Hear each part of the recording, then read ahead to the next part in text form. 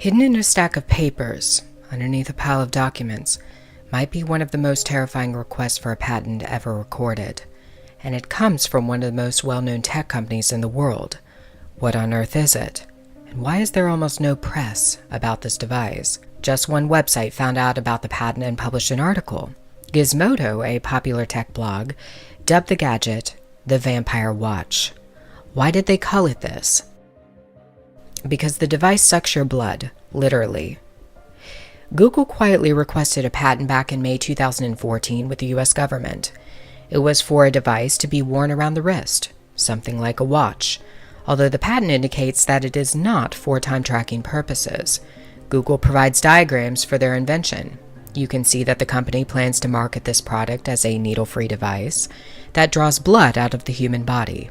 In most cases, blood can be extracted from a person using a needle as the point of entry into a vein. But now, no needle is needed, just the Vampire Watch. Google happily boasts that the device can be used to analyze and track just about everything that goes on inside of the body, such as hormone levels, enzymes, reagents, proteins, cells and molecules including blood glucose. Most people would think that such a device would be beneficial for diabetic patients who must check their blood sugars routinely. But as you can see, Google is looking beyond the multi-billion-dollar diabetic market. The Vampire Watch can literally track just about everything that happens inside of your body. Before you say that this is a good thing, that this device could save countless lives, consider what it could potentially open up. Tech companies have already led the way in the largest violation of privacy rights in the history of the world. The very notion of privacy has been stripped from the World Wide Web. There is no such thing. It doesn't exist. Leaders of tech companies have been complicit in the hostile takeover of privacy rights by the US government.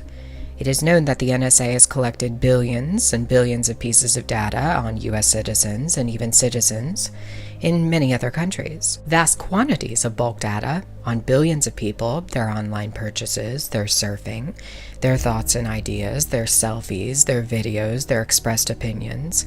All of this data has been provided to the National Security Administration by companies like Facebook, Yahoo, Apple, and Google. And now to the NSA. The NSA's top lawyer says internet and tech companies did in fact know about the agency's data collection program known as PRISM. Since the news broke last summer, companies like Facebook, Google, and Apple denied any knowledge of PRISM.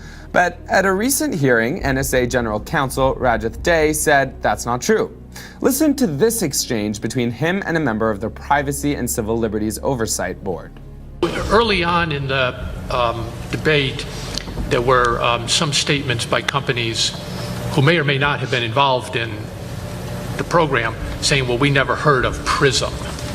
But whether they ever heard of PRISM, any company that was from whom information was being obtained under 702 knew that it was being obtained. Correct. PRISM is just an internal government term that as a result of the leaks became a public term, but collection under this program is done pursuant to compulsory legal process that any recipient company would have received.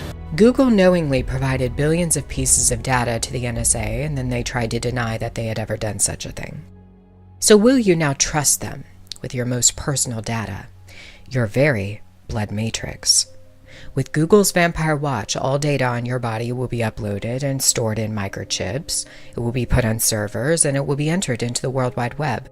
It becomes a part of the www matrix, the web that has taken over and caught everybody inside of it. Your blood is a matrix of data waiting to be explored. It has always been my opinion that the flesh and blood of the human body is the last thing to be completely controlled by the beast system that is now in place. Everything else is fully under the beast's dominion. Your body, which is the temple of God, is the only thing left.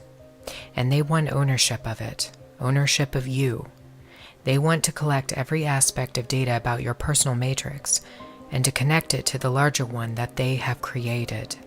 That is the sole function of many of these mega tech companies. They work for the beast. It's in their logos. Just take a look. These companies, including Google, know the trend. They know what's coming in the future. Your DNA must be brought in, introduced.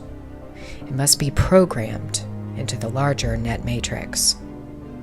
This is the reason the vampire watch is such a terrifying apparatus. Your body becomes hardwired to the web, and all of the data about your flesh and blood becomes absorbed into the matrix. We have been warned that such a time is coming. The book of Revelation, chapter 13, speaks of a mark that will be placed in a very specific location, on the right hand or on the forehead. Without this mark, a person cannot buy or sell. He cannot conduct any type of commerce. Was Revelation prophesying the hardwiring of every person upon the earth to the matrix? That a technology would be utilized to bring all into the 666 web they have built.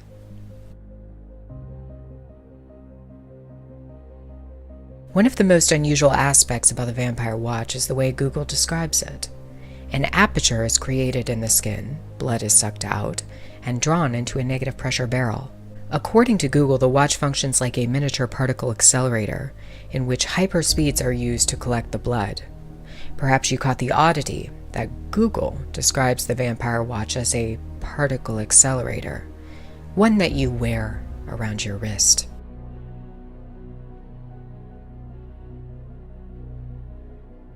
There is another, more well-known particle accelerator that has been the subject of controversy for many years. The most famous and largest accelerator in the world is the Large Hadron Collider at CERN, and they too are trying to open up an aperture using hyperspeeds. It will serve as a portal to another dimension, or so they say. CERN's attempt to open up black holes has sparked warnings from some of the most famous scientists in the world, including cosmologist Stephen Hawking. There could be something on the other side of this aperture. I do think people should be very cautious about purchasing a particle accelerator called the Vampire Watch that can extract blood from you using hyperspeeds instead of a needle. This device sounds like a miniature version of wearing CERN around your wrist.